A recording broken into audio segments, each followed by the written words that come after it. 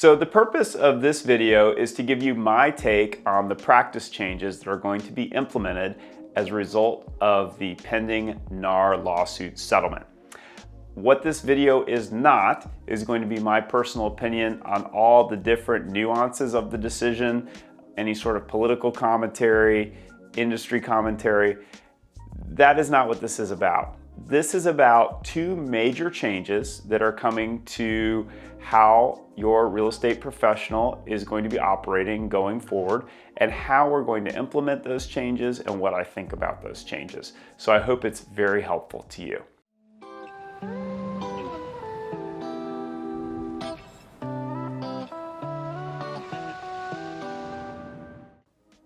So the first really big change is that going forward, we are going to have to start using what's called a buyer's broker's agreement with every buyer that we have a relationship with.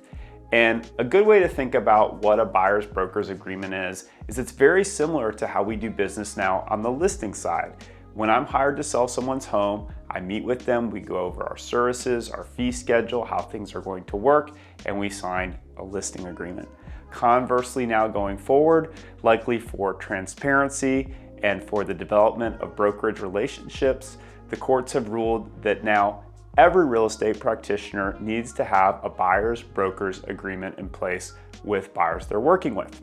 Now, buyer's broker's agreements are not new. In fact, about 40% of states right now already have mandatory procedures in process for working with buyers. So it is a change in the state of Florida. It is a change in our market, although many agents have already started using them. But what we're going to be doing before we can show a house under the settlement, we would now need to have a buyer's broker's agreement with the buyer. These agreements can look very different. They can be based on a set time. They can be based on a set property. What they are going to do is talk about the brokerage relationship.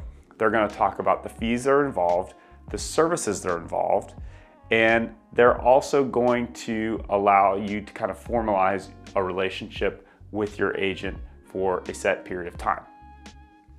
And what I'm actually going to do is link a copy of our company's buyer's broker's agreement in the comments section here on YouTube so that you can pull down and see what this agreement looks like. But it's fairly simple.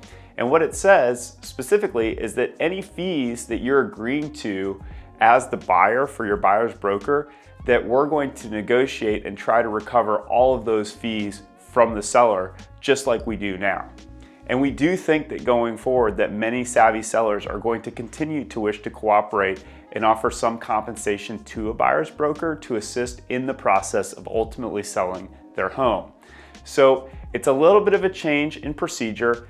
I actually personally think this change is a good one. As we have historically worked with buyers, there are a lot of levels to this game, and there are a lot of different ways buyers agents get paid. I've seen examples where, maybe a buyer gets attached to a deal, or a buyer's agent rather, and doesn't really pull their weight, or just a variety of different experiences where having this relationship between the broker and the buyer more formalized will create a more cohesive deal. And I think it will cause the level of service from the buyer's broker side to go up. And I also think it will create, a lot of clarity. I've seen a lot of examples where people may be being shown homes by an agent that they met online, or just a variety of scenarios where they don't understand what the relationship and the obligations are. They don't understand how this agent's going to get paid. And so shame on our industry for not doing better with that in the past, I think, personally, my opinion. And I think that having these agreements and these relationships more formalized, just like any other realm that you do business in, like if you're going to hire somebody to perform a service, typically you're going to have a contract. And we have not had that on the buyer side in real estate in Florida for quite some time. So again, I think this is a positive change, and we can like the change or not like the change, but it is a change that has to happen. So to be compliant with the settlement, for me to show you a home going forward, once the settlement is final and approved, I have to stay in compliance with that and have a brokerage agreement in place with buyers to make sure that we're in compliance and that everybody is transparent and understands what's going on. So the second major change that we're going to have to be in compliance with is that now in MLS, where agent compensation for a buyer's broker was traditionally offered and listed, and keep in mind, these fees are completely negotiable. They always have been and they always will be. But now the fields in MLS where an agent could look and see what their commission would be for selling a certain property, those are going to be universally deleted, gone, right? So all offers of agent compensation must be removed from the MLS. Now, this does not mean, and I want to be very clear, it does not mean that agents cannot be compensated on the buyer's brokerage side. In fact, far from it. It's just that because of the settlement, and my guess is that what they're trying to get away from is maybe saying that agents have a certain amount of self-interest involved and they may only be showing properties at a certain commission level. So if one property is paying X and another's paying Y, this eliminates that type of perceived conflict of interest, maybe for somebody that doesn't have a strong ethical or moral compass. My personal take on this one is I don't like this change because I think it's going to make it extremely confusing. The system that we had was very clear.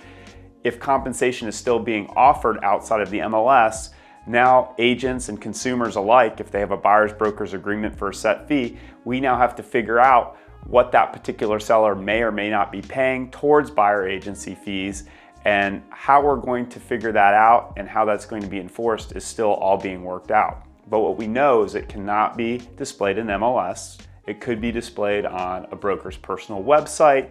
It could be displayed in advertising. It could be displayed a number of other ways, but it's being removed from MLS. So I think this will cause initially a lot of confusion. But as you go forth, if you're a seller and you're watching this, we are still listing homes and encouraging sellers to pay for a buyer's broker, because that fee, if a buyer chooses to have a broker, that fee is coming from somewhere in the transaction, whether it's on the seller side or it's coming out of the buyer's pocket. We know from a vast array of history, industry analytics right now, that buyers do want representation on their side of the table. So we have to figure out a way to keep this in compliance with the settlement, but also keep everybody getting paid for their services. So this is a bigger wrinkle to me, I think. And I as I said, this isn't a political or an industry commentary. I just think that this change is going to take something that was very clear and make it a lot more convoluted and confusing. So in closing, the two big changes are we must, number one, have a buyer's broker agreement in place with any buyers that we're working with. And number two, on the listing side, we cannot publish in MLS a buyer's broker's compensation. Those are the two big changes. I hope this is kind of my first take. I have not worked with a lot of these changes yet because they're so new, but these are the things that you're going to be hearing from your agents in the Florida market and actually nationwide. And these are changes that we have to start working with. Thanks so much for watching.